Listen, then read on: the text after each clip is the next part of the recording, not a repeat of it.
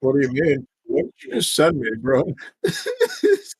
What did you just send me?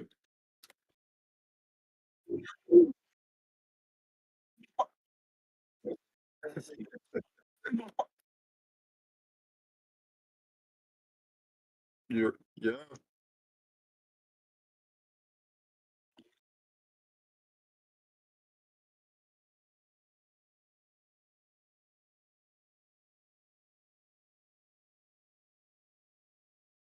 I think that's my mic.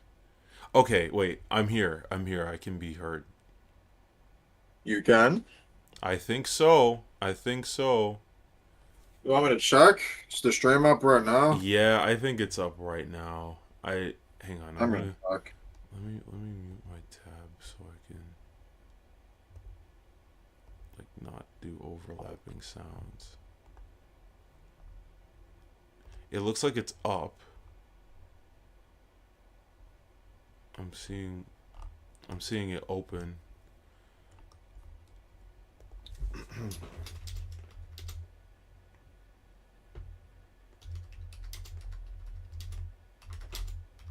Yep, I'm seeing it.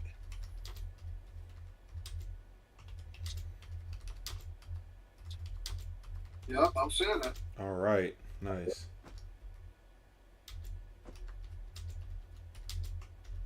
Yep, I'm seeing it.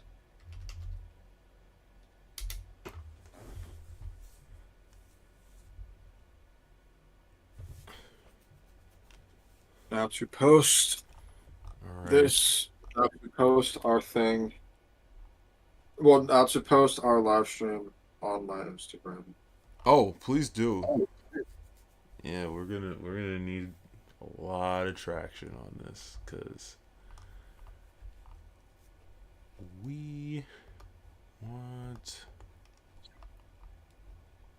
we want engagement Under on the this. creator or the personal Instagram, or just both? Honestly, both. Yes. The answer is yes. They got this man Dashi in a GameStop. Oh my gosh, bro. What, they That's caught so him like fun. he's just standing around, or what happened? No, like they made like a collaborative in like a Twitter post slash Instagram. Oh, okay. Okay, cool, cool. Yep.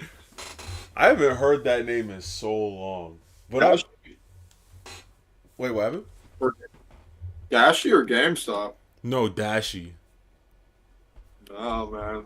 Bro, it's just chilling. The usual. Oh yeah. Oh, it's a skit on the channel? On the games channel? Let me see this. But for Dashi? Yeah. Oh, okay. No, I gotta watch that then. I gotta watch that now. But no, right now we got things to talk about. We got things to talk about. Hmm. Okay. Okay.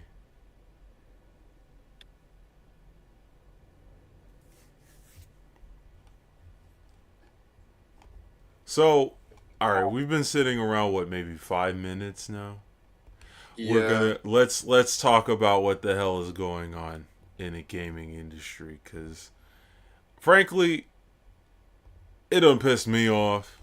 I don't know about you, but Yes. it's done pissed me off. Um, for all those who are watching this after the fact, I'm joined by good friend Cal, also goes by a low key boy, and we just Mhm. we just got a lot. We got a lot to say as far as what's happening with the gaming industry right now, and my first issue is mostly around a lot of the microtransactions that now go on different platforms. I know I haven't really helped the conversation as of late because of Marvel Rivals.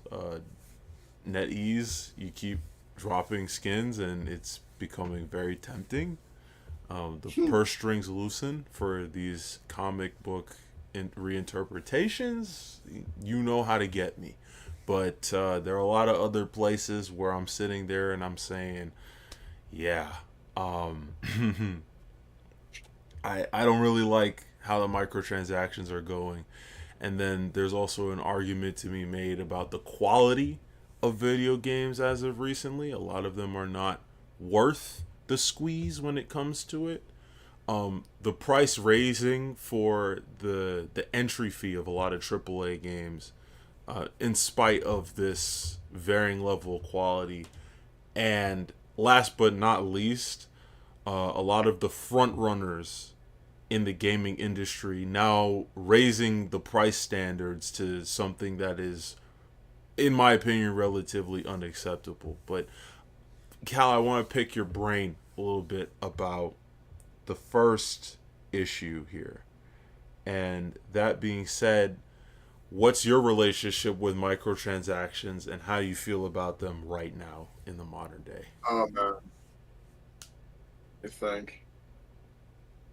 I mean, I personally, I'm not much of a microtransactions person, but I've been paying very close attention to just like how pretty much every, like so many, it just seems like with AAA games in general, whether they're free to play or you have to buy the game, there's like some sort of other thing in the game, whether it's a DLC or like some sort of battle pass or some sort of system to make you want to spend more money on the game that you're already investing time into.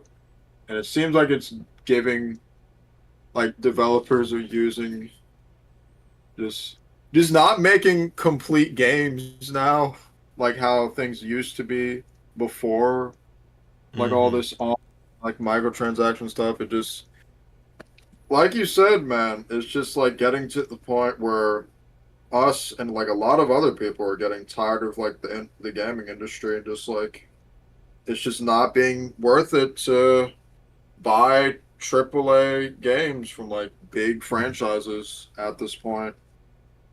Oh, I agree. I wholeheartedly agree. I think the first thing that comes to mind when it's about those incomplete games is Battlefront 2, 2017, the EA Mm, Battlefront 2. And that was infamous because they locked a lot of the progression for greater heroes like Darth Vader behind hours and hours of endless progression. And they ran a count, they ran a calculus on how many hours it was going to require of players to get characters like Darth Vader and Luke Skywalker and Emperor Palpatine, and it was egregious. Like, it was so insulting to see the price tag at which all of this was being held at. And I I know that the way that they had to get over that controversy is by making the loot box system free beyond that. But there was so much hell that they had to pay before they ever saw any success with that game. And I think that that kind of indicates where we're going as far as the greedy practices in gaming. It needs to stop, or at least needs to be a little bit more regulated. Like, I remember when the government was going to step in and like classify it as gambling and raise the price. I said not the price, raise the age rating of Battlefront 2 because of it, and that's what made mm. them like shutter up and actually start doing things for people. But it should not require this. But until the goodwill of the people can be bought back, this is what I'm seeing we need to have. Yeah. I was not aware of all the like Battlefront 2 stuff. That sounds really that oh man. I think that was just like the most notable example from the late 2010s. And I think the microtransaction problem was actually a little bit worse back then because, there weren't as many avenues to get your bang for your buck back then as there is now. So I feel like there's a whole hell of a lot of issues that arose during that era that kind of had to be, negotiated around into a modern era. Yeah. Yeah, so that kind of brings me around to that second problem, the varying quality of a lot of these games, void of the microtransactions. I've got a lot to say on this, but I kind of want to see where you stand because I feel like there are a lot of games that just have not lived up to your expectations as of recently. Like you could probably name in the past 5 years, and I wouldn't be surprised. But I kind of want you to voice that to the people. Like where do you see a lot of those previous problems? Oh man. Without a doubt, like I guess let me think. You said in terms of like games being disappointing.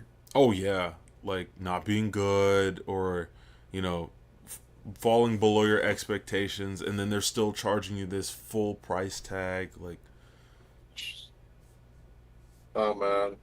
Definitely as a Nintendo fan, mm-hmm. everything literally everything this year revolving around the Switch 2 has just been like like the switch up like because I live streamed myself reacting to the directs and I think me and everyone else were just like we were looking at it and just like okay this looks great, this looks Mm-hmm. like a genuine upgrade from the Switch, and then the $1 million question of like okay so how much is it, and just purposely just not put in, just not mentioned at all in the direct. Like it was a strategic move. And then when the news came out of just the price of the Switch, which honestly, like it wasn't even the price of the Switch itself, because okay, that was within my ballpark, 450 to 500. It's literally everything else about it that's just like, okay, now y'all are doing the most. Agreed. Talking about $70 game. Bro, oh my gosh, when Tears I should have I feared this day would come. Like when Tears of a Kingdom came out and that shit was $70, I'm Mm. like, okay. I fear this might be the beginning of the end. And now here we are now, and it seems like that's just going to be the new just usual price for like AAA games, at least for Nintendo. Because, if, and you know how the fanboys are, like, they're gonna, I mean, we've been witnessing it, like, people trying to justify these insane, like, upscaling of prices, whether it's like the damn tariffs, which Mm. had nothing to do with the prices they ended up going with, or trying to justify just like, oh my God, just going through all these loopholes and shit, just becoming just annoying and trying to justify these very much anti-consumer practices of like just from the upcharging of the games to having the tech demo not with the Switch to basically having their own shitty version of Discord instead of just implementing Discord like PlayStation and Xbox. I still can't get over that. Like, I don't see you can't just implement Discord. Like, it's objectively better. It's free. Xbox and PlayStation have already done it. I don't understand. And bro, that company just because like on one hand they'll do these incredibly innovative things, whether it's with the handheld market Mm. or with the motion controls of the Wii, and then on the other hand they'll do stuff like finally implement voice like on they'll finally implement 1080p graphics and online voice chat, things that have been staples in the gaming industry for like over a decade now at this point. Like 1080p, like those features were on the PS3 and the 360, and I don't remember what generation number that is, but it's Seven. been quite a while. That was the seventh gen. 7 and we're on 9. Yeah, so it's been even past that. Like I'm pretty sure. Like I saw a video about like voice chat and gaming has been a thing for like even longer than that, like Oh yeah. 20 years or something. Xbox was like the first major example of the voice chat being public, but yeah, it's like that's like 2000, 2001. Yeah, Like that's the Duke era, the Xbox Duke era. Like what the hell is going yeah, and on? basically, and he's getting charged more for the Switch game. Like this expansion pack thing Mm-hmm. for some of the Switch games, so you Yeah. just end up playing more for the same game instead Mm-hmm. of how it's supposed to be, where the games just get cheaper over time because they're older. But as we've established before, nothing ever goes on sale with Nintendo Oh, that's for ever. sure. And then, oh my gosh, the shitty camera, the what was it, $50 camera. I was watching a video about it, and it was basically it was talking about how it seemed like the Switch 2 was not made for normal people and was instead made for like essentially content creators like that can afford it and already make a living off of it. Because think of it, like the voice chats, the implements, like the camera, and like having your face shown on the games that you're playing. It just seems like it's targeted towards people that already make a living making content on the games. And that, oh my gosh, that leads to me to a whole other thing of just this fiasco of several well-known creators just talking about how anti-consumer the Switch 2 is and how it's just insane what they're doing, and then they just still end up buying the Switch anyway. It's just like, what was the point? What was the point? Bruh, you know the whole Mutahar situation? Oh my gosh. I mean, hey, look, Bro, he kind of had it coming with a lot of what he's been doing with that recently, but yeah. No, I know about the some ordinary gamer situation. Man, that's something else. yeah. What what's funny is he could have just bought the Switch and just not said anything. Oh But the yeah. fact that he chose to make a video about it after already previously making like 3 or 4 videos saying that this is like talking about it and just how much it sucks and to just buy it anyway is just like, bro, okay. No, I mean, and part of it is this is what a lot of the guys who got that kind of influencer scenario going on with their relationship with the Nintendo Switch 2. A lot of that was like a lot of it was just they see it as a business opportunity. They saw Yeah, a high they exactly. could ride on, and they could tell people, "Oh, don't buy this thing. You can't buy this thing. You shouldn't be buying this thing." But it was their idea of culling competition in their head. But Mm, again, the problem I have is that I am somebody who's just very principled about the way that this stuff is being priced. Okay, I the PS3 was a great console, but I also understand how egregious its price point was at the time.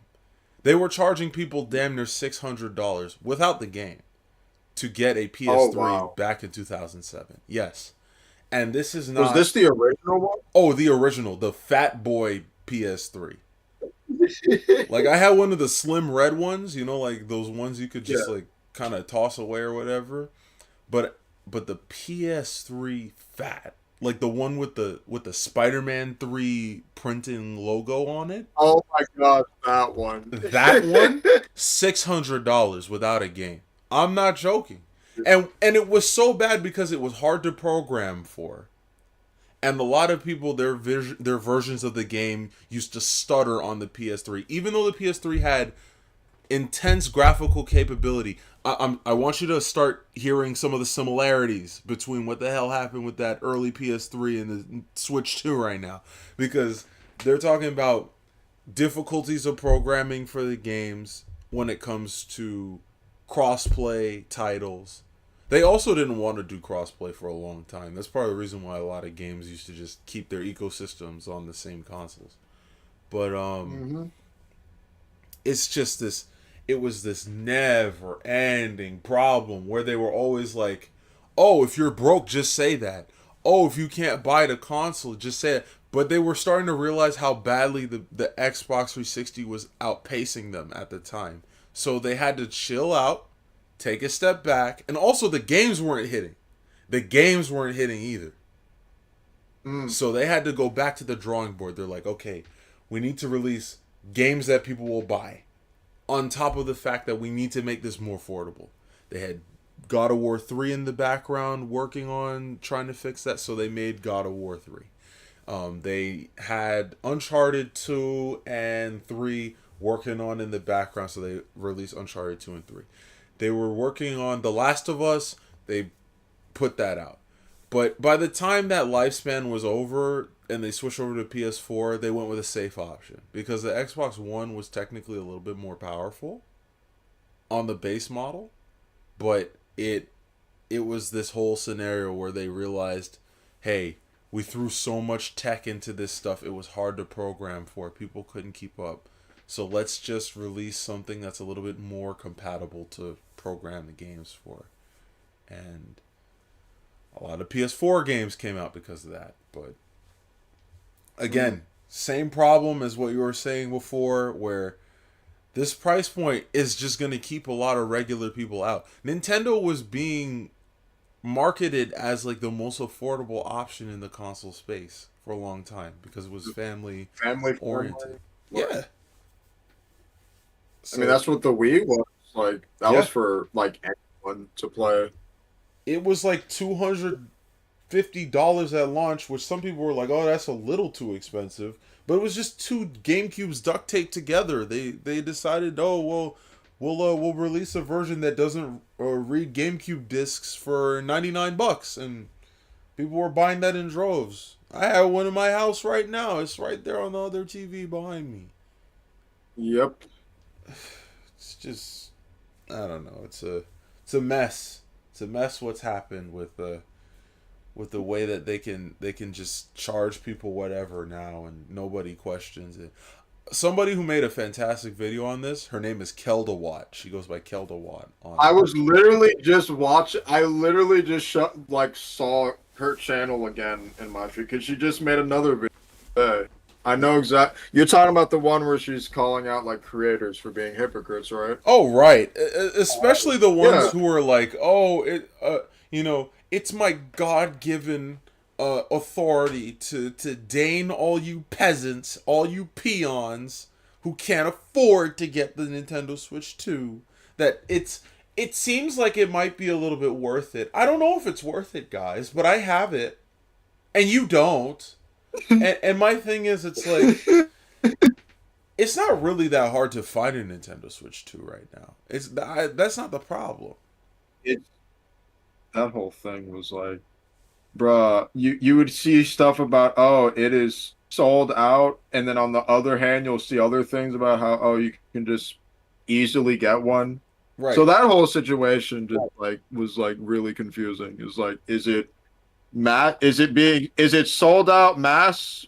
Is it mass like sold out or not? Mind you, I think that first week, those things were really selling. Like, you couldn't find a Nintendo Switch 2 anywhere. Like, I was trying to, I actually put my cousin on a wild goose chase to go find the physical version of the PS5 edition of Expedition 33, which I will play on this channel. But Expedition 33 was so hard to find a physical disc because everybody was hyping that game up. But I sent him out at the wrong time of the year because everybody was out the door looking for a Nintendo Switch. So he had to come back like the next week, and he said, so the game store was telling me I can't get a physical version of Expedition 33 because it just sells out everywhere. I was like, no. Eventually, I gave up on the dream. I saw it was on sale for the Steam Summer Sale. I just bought it on this computer, so I'll stream it eventually. I haven't gotten around to it. Look, I haven't even finished Deltarune. Nobody, please don't twist my arm on it. No, well, no one's twisting my arm on it, but like I'm doing this to myself. I'm keeping myself on the hamster wheel. I gotta keep the channel alive. Yeah. You really sent him on a mission to find Expedition, and it just did I not. see what you did there. Yeah, yeah. Gosh. Oh man, this whole Nintendo thing, I learned recently about like literally Xbox was in a similar situation back when I think the Xbox One came out and people were complaining about the price. And then I forget the guy, but he was basically like, you can't afford an Xbox One, just get the Xbox 360. Yes, yes. And literally, that's what's happening now, except the exact opposite reaction is happening.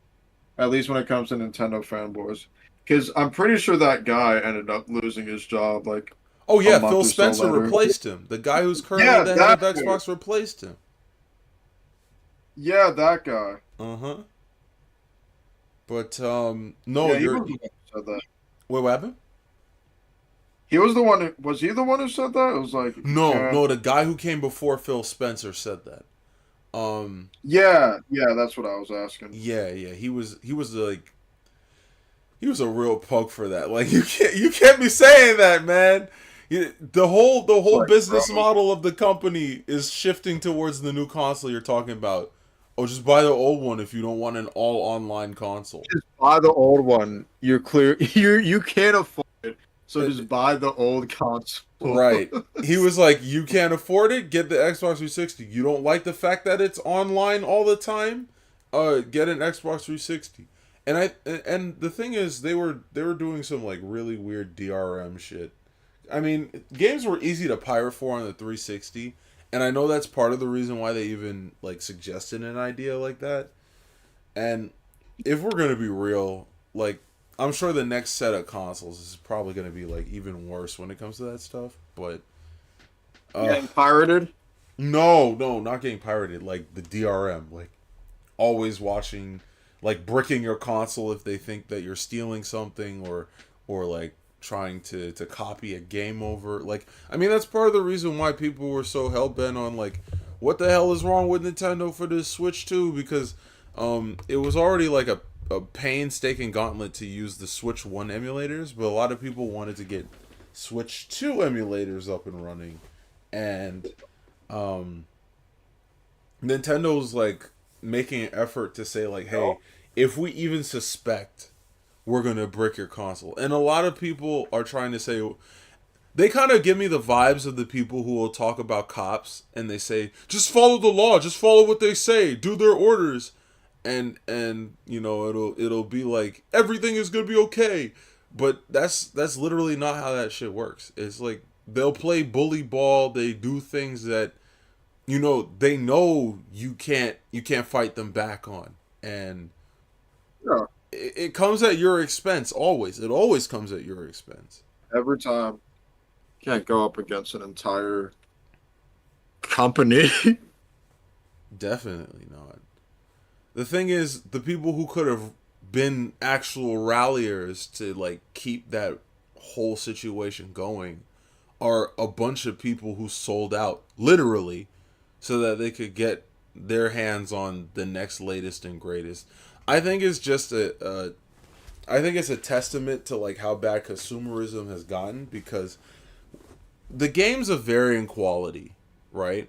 Like a lot of people who went out of their way to get a Nintendo Switch 2 have come back and said stuff along the lines of like, "Oh, well, I kind of liked Mario Kart 8 better." Or, "Oh, what was the point in like upgrading Tears of the Kingdom when I was already like upscaling it at home?" Like Yeah. it's become this whole buyer's remorse circuit that a lot of people are having, and I don't know. I feel like when you get into the next console generation, it should be like the latest and greatest should always be, you know, they should always be a selling point. Like people should want to get this or get their hands on this, Exactly. and that's just not what I'm seeing now. It's like it's kind of unfortunate. I expect Surely. I expect them to kind of they're gonna coast off of the money that like people who didn't have any like standing on this. They're gonna coast off of that for a while. And look, I know people, I have good friends out there who none of this was ever part of their prerogative. They didn't get into the weeds of stuff. They love Nintendo, but I guess they love it a little bit more than me because I wasn't about to shell out. Like I think the Nintendo Switch 2 should be priced around $300 right now. And I would Ooh. never pay more than $70 for a Nintendo game base level, like up front. Yeah. I think the only way you get me to buy a game for more than $80 when it's just coming out is DLC. And when I say DLC, that usually means it should already be in there, not like the promise of it. Mm-hmm. And if this is to come out, right? Like this expansion for these games, when you buy it for $80-$90 up front, you should not have to buy another expansion pass if they're already Yeah, doing it exactly. included. Like, what am I paying an extra $20 for then? And that's Nothing. just one game on a $450 console. Correct. So Like, at that point, you're already above $500. yeah, why are and that's my problem too. Like people are going to run around and try to use the inflation argument of, "Oh, video games are this, that, and the third. They're cheaper than they were back in the 80s. Wooty, wooty, woo." The economy is different now. Okay? You mentioned tariffs before. The price of Yeah. living has increased so much.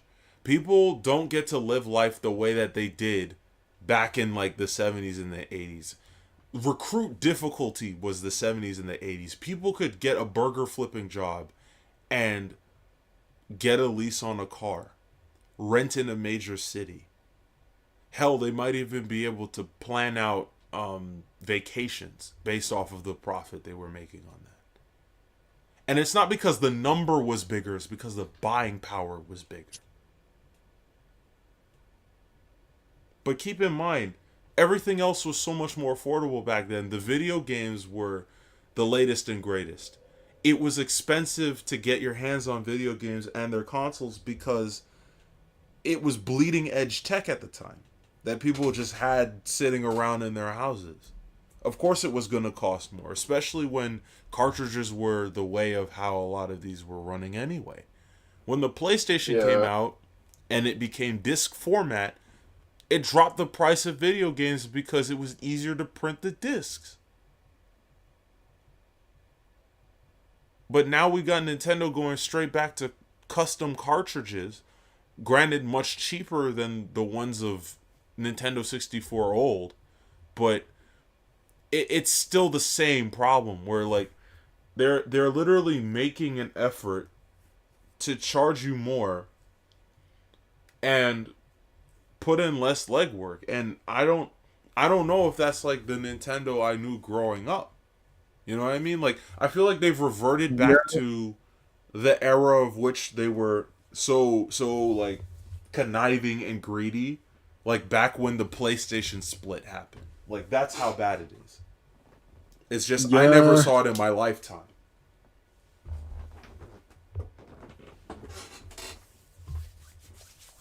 yeah. Okay, what was I gonna say? Oh, my bad. Let it come back to you. No, no, it'll come back to me. But gosh. Oh man, even the cartridges, they aren't even physical cartridges anymore. This whole stupid thing of like getting for the Switch 2 where it's like you get the cartridge and then it's a code Mm-hmm.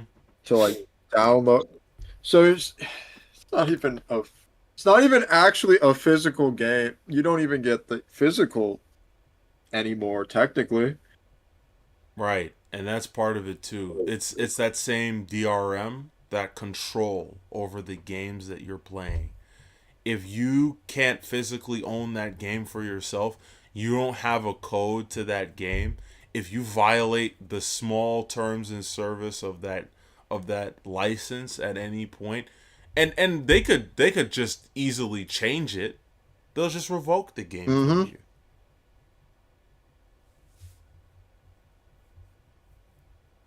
Honestly. And like the whole thing I don't get with the Switch 2 cartridges is like with the whole code thing is like this was technically already a thing. Like with the digital, because you know how you can go to like GameStop or Best Buy or something and buy like the digital code Right. for the game. Like I don't see how this is any different. It's Like not. it's literally just the same thing. But you And know, the fact they were gonna charge $10 more for this shit is insane. right. And that's kind of why I think I'm starting to see the pattern here as far as like why they're encouraging this to be the case so badly. It's because they really want to hurt the third party market. Like they don't want people to, oh, well, I say third party, the second hand market. They don't want people to resell these games at either a profit in the future or at a loss at a current moment where they can make $60 back on their own dime with these game cartridges. Who's to say that some of these game key cards won't be one time use? Where if it detects a completely different account, that it will not give you that game. Yeah, Like, who's to say? it's ridiculous. And I, even though I am not looking to part ways with any of my Nintendo Switch cartridges, like my games, like I love my Nintendo Switch games. I know that a lot of people, this is how they can, this is like their investment. It's like their investment in gold and stuff like that. It's like Exactly. I'm holding on to something that might appreciate, and when it does, I can sell it back for a profit. Or if it doesn't appreciate, it like keeps its value or it's like useful enough, I'll sell it at a loss. And that's okay. That's fine. But at least I'm making my money back if I need to. Yeah, exactly.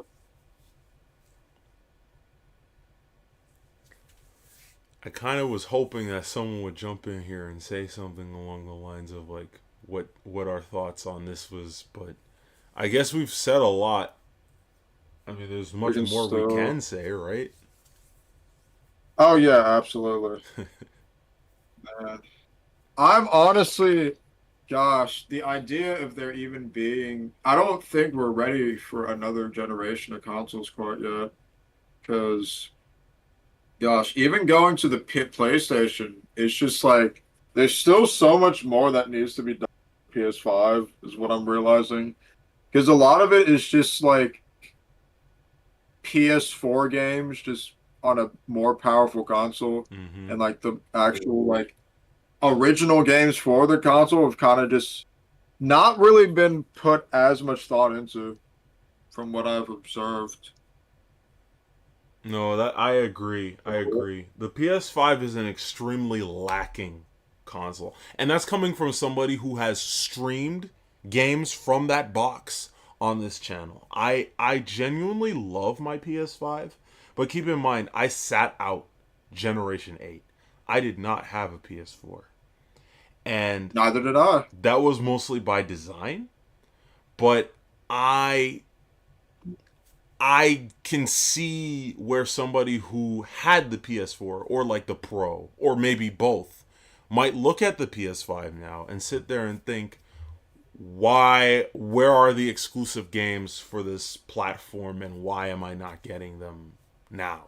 Especially since we're 5 years into the generation, and I think most of the games that were exclusives have already been ported to PC as we speak. So that's not very promising for anybody who bought the box expressly to get games that you could not get anywhere else. And Yeah.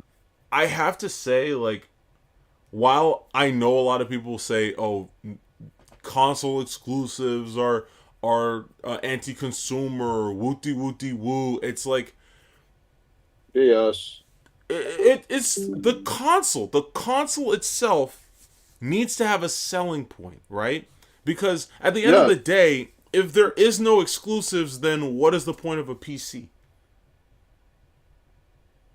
The PCs have different specs, they have like different capabilities as far as the game, but these games they just release, right? And you need to have like Yeah. something with the optimal settings to have this.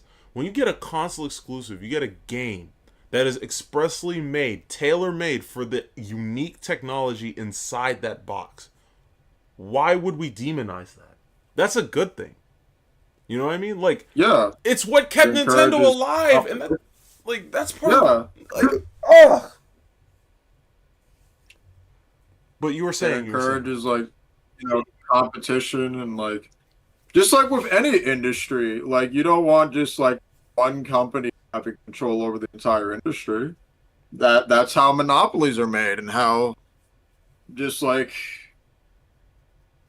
company having too much power. So with these companies having their own consoles with their exclusives, it creates variety and encourages better products and just overall it just has a better experience for the consumers. I agree. I agree. And that's part of the reason why I can't stand when we get onto this topic of like, you know, why are the games coming out for one platform or something? But it's like the point of the console itself is to just be able to be a consumer friendly way to get people into gaming. That way, people don't have to sit there get a 2K PC that needs to be updated every 8 months so that they can get the latest Yep. and greatest. And I mean, at the same time, this is coming from somebody who's streaming off of their PC box right now. But keep in mind, it's like not everybody's going to want to get that. Not everybody wants to go through the hassle of configuring all this stuff in their computer. Not everybody is into the games that are on Steam prevalently. Part of the reason why Nintendo is still a thing is its exclusives. It's just Oh yeah, they've made what's it called, a blue ocean strategy is yeah, what it's called. yeah. That's what they've done, and hmm it's worked for them extremely well. And unfortunately, it might come at our demise because I'm Oh, sitting here absolutely. wondering why it's gonna cost me $80 to play the next Mario Wonder game. Mm, yep. Again, I still haven't bought the thing. Um, since the I'm last aware. discussion we've had, as far as this console has been concerned, it's not about what I can't afford. It's about respecting my intelligence because I'm still cutting corners on how to find games for cheap on the PS5. I don't want to be sitting here trying to think of a way to get a game for less than $80 on Nintendo Switch 2, especially when it's only like two games that are on there right now: the Donkey Kong game and the Mario Kart game. And I don't even like Mario Kart that much. Really? I know that sounds like blasphemy, right? But yeah, I'm not. I don't really like Mario Kart that much. I like I'm a Zelda guy. I'm a Metroid guy, and I like Super Smash Brothers. But Okay. I don't know. I mean, like, look, Mario's got like 4 or 5 games on like the top 20 of all time, and like Donkey Kong's a classic. Um, I've even gotten into the more obscure shit like the Mother series, Earthbound. Um, but Oh man. and Fire Emblem. Well, Fire Emblem's not really obscure anymore, but that was a big deal for me. I was a huge Radiance fan. I like the duology, the Ike games. Mm, Um, but yeah, it's just like it seems like okay, I get it. Like some people they go crazy for Mario Kart. Maybe part of it is Mario Kart is not something that would have pushed me to get the console, right? Like yeah. I bought Mario Kart 8 in response to playing online with my friends when the expansion pass came out. Like I waited that long. I waited until the game was $40 on the Nintendo Switch back in like 2023 or 2024 before I actually ended up buying Mario Kart 8. Last one I went Mm, out of my way to get before that was Nintendo DS one.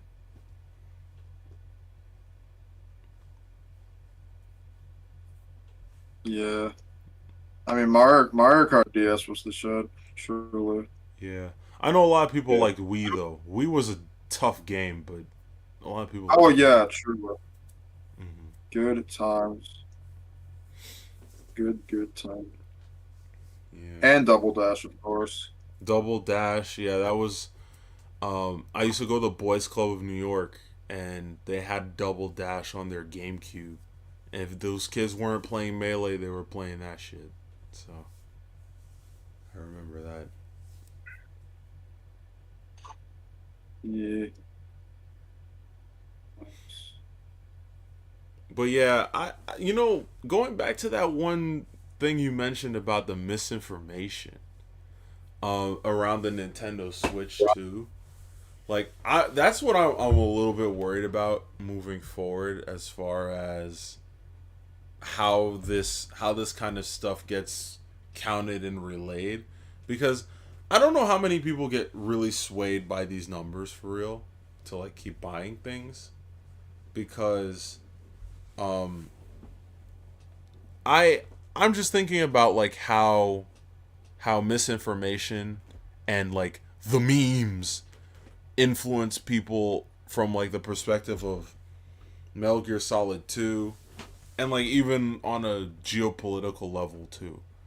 But it's just I feel like this whole situation with like cooking the books or like expressly trying to make their success look bigger than it actually is will soon start like hurting the credibility of like the gaming industry as a whole, because it was only a few years ago that they sat there and they said it generates more revenue than the film industry and television combined. Mm, And I don't know how long that that time in the sunshine is gonna last if they're killing goodwill with longtime fans who are just like, I'm not paying $100 for a new game on release that might not be complete. yeah. Honestly. Yeah. Speaking of the releases for the Switch 2, Hmm. it's crazy how literally, because like at launch, the only game was just Mario Kart World. Right. And then Donkey Kong Bonanza, that was literally what, last month? Mm-hmm. And then the next thing isn't until what, October with the new Pokemon games? It's just been so barren. Like Oh yeah. compared to the first Switch, where there was like multiple games like every month the year it came out. And you know it's not really a budgeting issue because It's Nintendo has not. always been like a mid-budget company. Like they've always managed to make their games relatively on a cheap budget compared to other games. Yeah, Like they're always able to do that. And it seems to me like they're just kind of using the veil of like current geopolitics to just inflate the numbers and make it look worse than it actually is. What I'm yeah. happy about though is that the way that this has been affecting the people, especially in the United States, is kind of waking up a Oh, lot of the more ignorant crowd in the gaming sphere to like how a lot of these decisions in the real world are affecting just like something as simple as your entertainment. Like why they're yep. gonna price you out of your fix to be happy for the day. Like a lot of people that get on the game come back from home like this is I say come back from home. Come back from work, they come home, they just want to chat with their buddies or they want to see if they can meet Not someone new on the internet and this is their escape escapism. outlet and you've just taken somebody who may struggle to keep up with the payments on their day-to-day life like something below a 20 an hour wage and just told this guy or this gal, "Hey, your little escape, your little fix, it's going to cost you $50 more on average Yep. every month." Based on the number of games you used to buy statistically and what you can do now. It's going to cost you $50 more. That $50 could be a meal in their mouths. That could go to their electric bill. That could go to any number of different things. But then now they're so stressed out. It's like, okay, I have an ultimatum. Do I want to play video games and have fun or am I going to make my rent this week? Like, you know, I don't think people Hmm. should have to have that struggle given the current circumstances of things. Like that's just me. And Honestly, yeah. I can't imagine being a child right now trying to ask my parents for a damn $80 game. Like, bruh, I was twisting on my a parents' arm to get me $30 DS games back in the yes, day. I and can't now that shit's imagine. I was like, and now it's please, please, $80. please. Up in the Toys R Us. Please, please, please. Just one more Sonic game. I'll do well in my school. Please.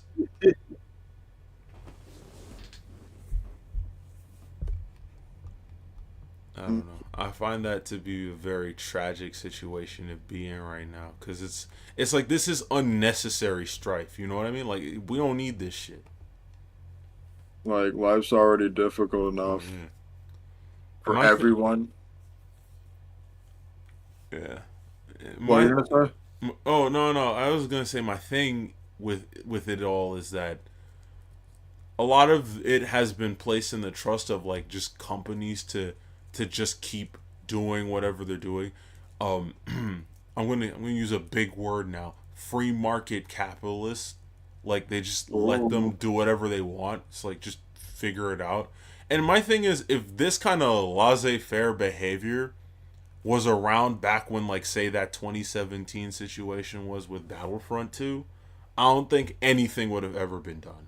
That's what I'm really thinking. Like, I don't think anything would have ever been done about that shit because it made money, and at the end of the day, as long as line goes up on graph and number gets bigger, they're doing yeah, well. Like that's it. exactly. They've stopped giving a That's all. fuck. That's all that matters. Yeah, I don't know. Sometimes it's hard to see how it's all unfolding because I genuinely like I had high hopes going into COVID that like video games would now realize the huge spike in volume of people who are willing to engage with their content, and they were Mm-hmm. going to run with it by making better experiences at like a cheaper price tag. But a lot of their execs are like way too hell bent on like realistic graphical fidelity and like trying to pump out like 8 gigafarts per second, and it's never about like what's the quality of the story in The this game. game. What the hell is going on with like the inner workings and mechanics? Is it a buggy mess? Is there content that you've actively cut out of the game like a pizza pie and expect to sell it back by the slice later on? Like, I don't think that's fair to the people who are trying to play these games. You know what I mean? Exactly. And yeah, it's just like it's like when it just feels like the industry's filled with businessmen instead of like actual gamers, especially with Nintendo. Is like ever since Iwata passed and Reggie retired, it's Mm-hmm. like dark. There's been like a dark change. Like there's just been changes. Like even Reggie himself was like, this was like during. It's like this is not the Nintendo I remember. And I remember like reading. Do you have his book? No, I actually don't. I didn't know he wrote a book. He wrote a memoir? Yeah, he wrote a book. It's I highly recommend. But there's a part of the book where he's talking about how he had to He had to try. what? He had to convince Nintendo to have Wii Sports included with the Wii instead of charging it separately. Oh, I heard about And this. yeah, yeah, and he talked about that in the book. But I mean, look where it got him. Like, as much as people want to sit there and say like, "Oh, 3DS and Wii U era was a flop" or whatever, the money that they were still coasting off of with the success of the Nintendo Wii and the Nintendo DS was legendary. Yeah, Like legendary. Like the funding of that era of consoles made it possible for there to be like all of these crazy experiences on the 3DS, like the MGS3 port. Like they had Snake Eater on that shit. Like why would you ever think of that? They made a whole Kingdom Hearts on it. They did sorry. They did a Square Enix game like Ever Oasis and shit. There was like 6 different Fire Emblem games on there. Like they put mad resources into the 3DS because of how much money that era originally made. honestly. But a lot of it is they've raised entire generations of people now to be complacent with like just going for Nintendo no matter what, because I guess a lot of what people were probably seeing before was like, oh, well, the Wii U, like nobody supported the Wii U, so I don't want Nintendo to fail. Poor little Nintendo. But Nintendo's not a poor little company anymore. They're in the top 10 of Japan's economy. Yep. They got the Switch is now the best selling console in the US. Mario movie made over $1 billion, I'm pretty sure. They got the amusement park. They have what? At least three of the best selling franchises of all time. Like they're not struggling whatsoever. This is it's like that meme where it's like leave stop bullying leave this multi-billion-dollar company alone. That meme. I know which one you're talking about. Yeah. Yeah. Uh, it's just unfortunate because I don't think I don't think any of this needed to play out the way that it did. I genuinely believe that given the current circumstances, if Nintendo wasn't run by people who are feeling so greedy right now, this would be their time to like shine. And when I say that, I mean like if they had come out of the gate swinging and like shocked the entire public, just said, "Hey, listen, this Switch 2, much better graphics, much better hardware, $300. The games, $60 to $70." In an era where like NBA 2K is about to come out and people are gonna drop $100 on that thing, Oh my do you god. know how much goodwill they would have won? Like they would have had so much leverage socially in the gaming sphere. Like I'm telling you right now, at a $300 price point for the Nintendo Switch 2, I would have jumped ship immediately. I would have jumped off Uh-huh. of my first Switch and gone straight to the Switch 2. But part of it is they managed to, like, half of the lifespan of that console was during COVID, and they managed to get Oh away yeah. with not, like, dropping the price ever. And this is their mentality now. They're like, we got away with keeping that console that sold so well at the $300 price point. We didn't even release a pro version of the console. We just put an OLED screen on it. We crusty crab to that shit. And True.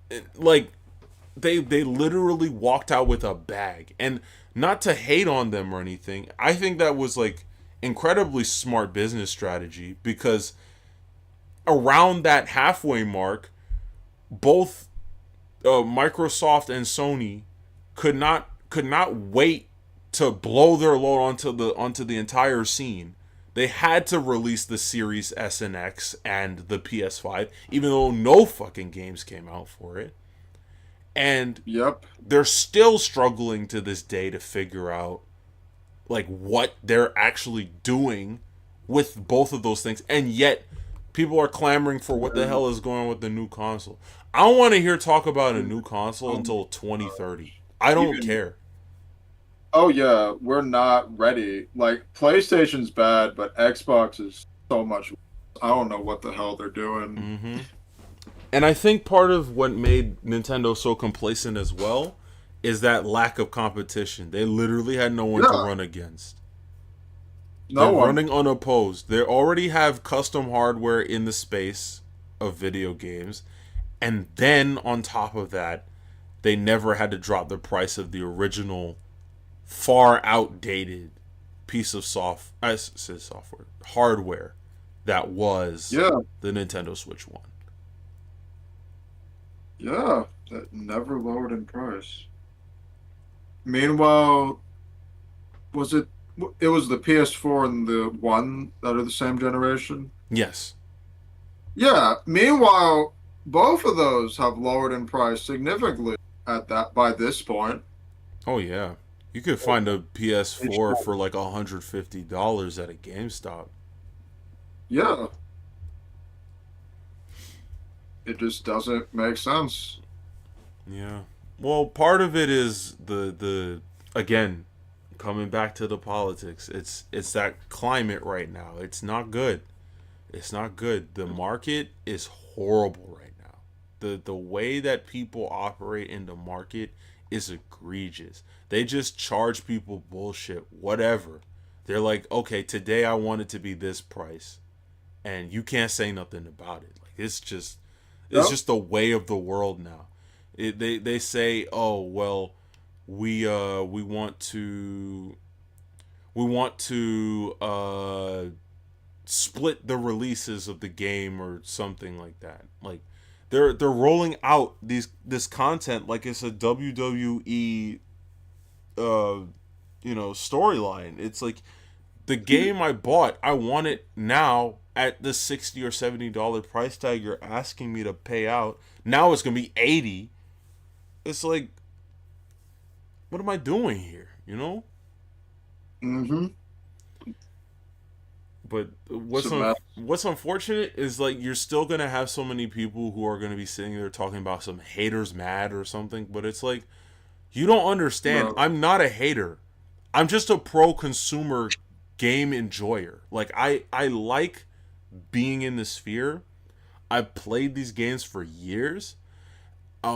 I guess with age I have not gotten better at many of them because I'm struggling on some of these games now. I just don't think I have the time to sit there and get good, quote unquote. But it should not that should not affect the love I have for these games, especially the ones that they have had like this long storied history of being relatively accessible, like the Soul series. Like even though they're hard games, I've always managed to get those games for cheap. The only one I ever bought for like full price on launch was Elden Ring. The rest Yep. I just like I got them on sale. I would find them places, they were accessible. People had a lot of information on how to optimize the experience on the internet. Like these are this is the way I want these kinds of games to play out, but now it's turning into this whole scenario where they're willing to actually charge you upwards of $80 for no other reason than that we have the name of the title in the game. Like I don't want Xenoblade 4 to Xenoblade 4. I don't want Xenoblade 4 to be $100. Like that's just not fair. I don't think that's fair. For one game. For one game and no promise of DLC. What am I doing here? It was like what 7 years ago we were just talking about $60 is still kind of pricey for a new game anyway, but like hey, like I'll dish it out if it's quality, like people would talk Yeah. that way. Now here we are, $20 later, possibly even freaking $100 if this whole GTA 6 thing happens. Oh, well, I And they're mean Rockstar still wants people to buy the game. So I know of course, that's going to be buy like the game. 90. I think it's going to be 90. People will still buy it. Oh, trust, I'm still in line for that. But do you see the way that it looks? Oh my gosh. Can you imagine how that game will feel? Like, I mean, GTA 5 was a very impressive game at its time. I know that's almost like comical to say now, but with the amount of dev work that has been put into what we've seen from Rockstar so far, this is not a pipe dream. This is like the real next gen experience people have been waiting for. Yep. And as long as the story is good and the next version of GTA Online, like GTA Online 2, is a fun experience for people to play, Rockstar might never need to make another game again, which could be to our detriment. Yeah, that could just be like Valve and just stop making games. Right. But still, GTA 6, I have high hopes. I have very, very high hopes. And what I'm thinking is that after this, they're going to go with making like lower budget games where they might do like GTA spin offs for a little while, or like they'll go after. I mean, I don't know Rockstar's proclivity to like do new IPs anymore. Like the last time I remember a new IP was just like I guess Red Dead, but Yeah, and even then, that's like 20 years. yeah, not I even say that 20 years. new. 10, 15 years ago. It's 15 years ago. Red Dead 1 came out. Yeah. Yeah. But I remember So like they had they got their Bully. legacy. What happened? Yeah, so it's like they definitely have their legacy IPs that they just focus on pretty much. Oh yeah, yeah. No risks. Like I mean, and granted, I'm saying no risks, but like let's be real. GTA 6 in itself, that's a big That's the investment. risk. That's a Like huge risk. this is one of the most anticipated games in the past 20 years. Easily. But it looks promising. Like there's something It there for very this. much does. Looks very promising. Yeah, I can't wait to get my hands on that. That's look, and as much as I sit there and I'm saying this greedy gaming practices, like I feel like that's a game that'll be worth its money. You know what I mean? And It will be. it'll have that added like GTA Online as like an experience for people to still play as well. And Absolutely. You know, you can't go wrong with that. You can't. It's gonna be a cultural zeitgeist when It it comes will. out. Like the the GTA RPers. Mm. I was having this conversation with somebody one time, and like they were saying these people have to be starving because they have not seen new content in like 10. Well, I say new content, they've updated GTA 5 numerous times, but like when I say new Mm-hmm. content, I mean like a brand new game to sink their teeth into in like a decade. And some people have still been actively doing RPing on GTA 5, all in anticipation for 6. And like now might be their time to finally eat. Mm-hmm. And granted, I do want them to eat, but it's like I don't want them to get too lost in the sauce here either. I want them to also remember that if this game doesn't live up to expectations, that they can still be critical of it. I don't want They'll people be to right. be like, yeah, like my last thing, the last thing I want is for more misinformation about like how these games are supposed to be and how they're playing out, to be out there, because even though it's not the kind of crowd of people I hang out with, there are a lot of people who sit there and they say video games are dead, gaming is dead, it's not fun anymore. But like at the same time, in the same breath, it's like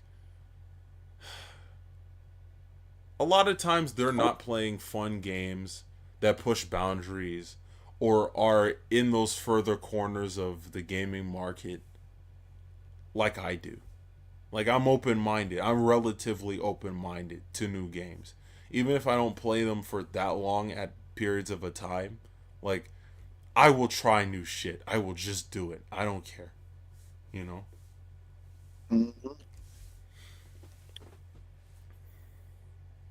Yeah. And Honestly. I think that's part of the I think that's the ultimate issue with the greed in the gaming industry anyway though. It all boils down to sequels. Sequelitis. The fact that it's a Switch 2 and not like some like way new concept of a console says a little something, but at the same time, you know, I feel like the Switch was a pretty decent prototype for anything moving forward, and Yeah. it's just gonna start releasing like Iron Man suits at this point, where you got like the Mark whatever, and it just it can actually toast my bread now. It's the toaster can finally toast my bread now. So Yes. yeah, but it's again this same issue of like not taking those greater steps to like engage with new content and like make new games, even if people don't immediately take to it. You know what I mean? Mm-hmm.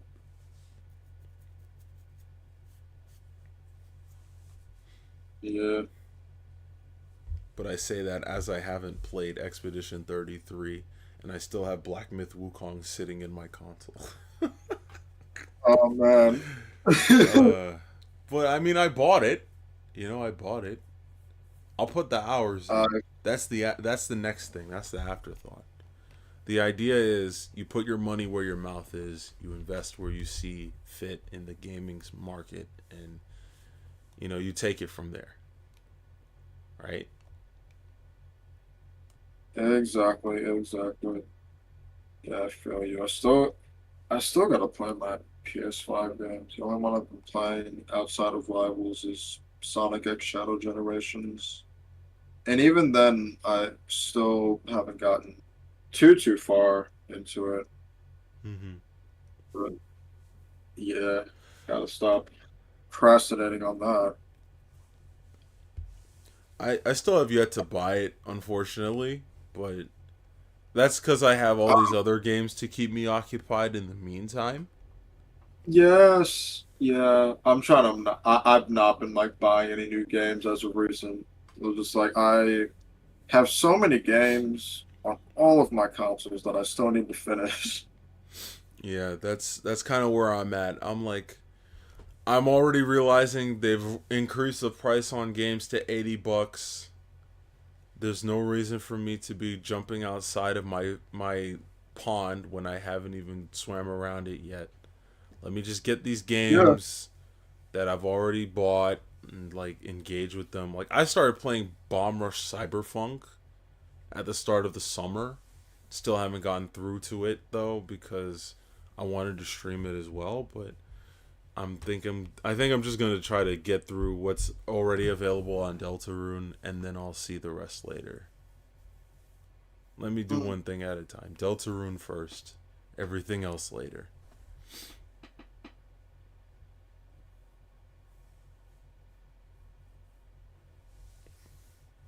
Yeah, but Cal, is there anything else you really want to say as far as this topic? Yes. Despite the AAA gaming industry being shit right now, there is a big silver lining to it. Oh, okay. I want to hear that. Indie games. This is true. This is Indie very games true. are popping off right now. Like, just think of the most popular games with several months. We've had Lethal Company, I love Lethal. Repo, like, just like like with everyone realizing like AAA companies and like the big three have been treating their fans. It's given indie developers a chance to really just tap into that market and win fans themselves and just like give the consumers what they want at of like very reasonable prices while still giving you like a great experience with it. Like when I saw that Repo was only like $10, I was genuinely shocked. Same thing with like Lethal Company. That's like also $10. Mm-hmm. It's just like it just shows that you don't need to charge like a shit ton of money for a game. Like what else? Oh, and then man, PC gaming, man. I feel like I've got my gaming PC at the perfect time because I'm seeing the hype now. Because Yeah. like you were saying before, like the great thing about consoles is just like giving people like a friendly way of getting into the hobby of gaming. But now it seems like the tables have kind of turned a bit. It's like it seems like PCs have now provided a bit more of a friendly options because think of it, you have like a insane library to work with. I mean, just Steam alone, there's constantly discounts. Um, the internet is free for it. You don't have to pay you're not paying a separate subscription for it. There's plenty of like modifications for your PC, and it's just like, wow, things are the tables have turned. Things are really like changing, and to an extent. And I agree. I agree. I mean, as long as a base level Steam Deck is cheaper than a Nintendo Switch 2, I think it will still always be in the running to make profit and still be something that people actively seek in order to enjoy their experience playing video games. Oh yeah, absolutely. And Steam was really smart in their decision of making a Steam Deck because they were able to like you basically able to use that to capture the console gamers and get them into like PC gaming essentially. It's a very streamlined way of getting people to buy games off of their platform and engage with it. Like I have a really good friend and she bought a Steam Deck maybe 3 years ago, and is it 3 years ago, 2 years ago? I think no, like 2 years ago, just before she finished college. And she was running around. She was telling me it was the best decision she ever made. She hadn't looked at her Nintendo Switch since. And I'm Mm. not doing this to say or like dunk on a Nintendo Switch, but it's still like it offers that kind of experience, but a lot of the games they run better on the Steam Deck. The Steam Deck has access to a much larger library of titles. And while the Nintendo option is not available the typical way, it's Of course. still a very like well-rounded and ultimately very rewarding console. I say console, but it's really a gaming PC accessory that goes a long way, you know? And as long as you have a strong internet connection, that thing is useful anywhere. People take the Steam Deck on the go and people can project it onto TVs and projectors and other, display ports just like the Nintendo Switch can. Yep. Yeah, you made a very good point there. Very good point.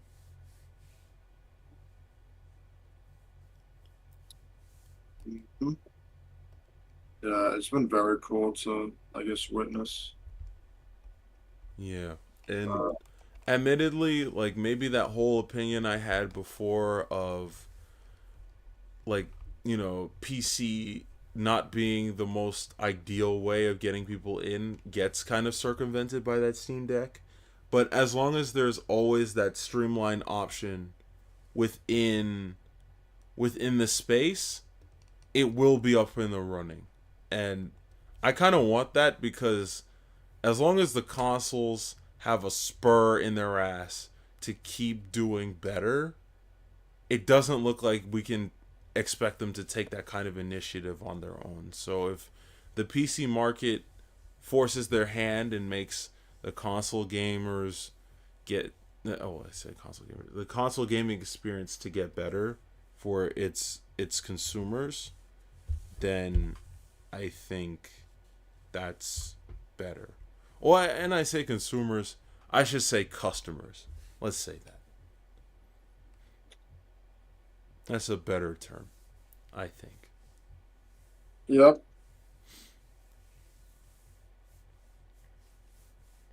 Yeah. But all in all, I think I'm pretty talked out on this topic for tonight. Um, but if anything comes to mind or what you want to talk about as far as this is concerned, we can bring it right back, Kyle. Like I'm right here, man. We got it. Sweet. We got it. But yeah. Also, for those who are tuning in after the fact or are watching live, you might want to check out Cal's channel in a few weeks when he's probably going to end up stitching together a lot of highlights from his time in NYC going to the anime convention happening this weekend. Isn't that right? Uh-huh. It's my first time going, so I'm very much looking forward to it. Woo woo! Woo woo! Yeah. And I would say to everyone, thanks so much for tuning in. Thanks for watching. Hope that we can catch you again in another stream where we shoot the topics down and, just kind of do a couple dunks on things that aren't supposed to be the way that they are. But, we keep it pushing. But again, thanks Exactly. for your time. And, Yep. Thank you all. woo Very woo! appreciated. Woo woo woo woo! But until next time, stay safe, stay healthy, be good to each other. Do not overspend for your entertainment. Peace out.